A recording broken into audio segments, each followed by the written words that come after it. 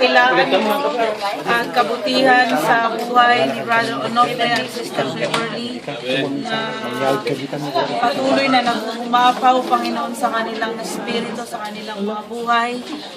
Tanda ng kanilang pasasalamat, Panginoon, ang mga handaang ito, Lord God, dahil masaya sila sa ginagawa mo sa kanilang mga buhay. And we pray, Lord, na patuloy mo silang pagpalain, patuloy na ma-fulfill, Panginoon, ang kalooban mo sa kanilang mga buhay. And we pray, Lord, na patuloy silang magamit, Panginoon, sa kaluwalhatian mo. Magamit sila freely, Panginoon, and mightily, Lord, sa inyong ubasan.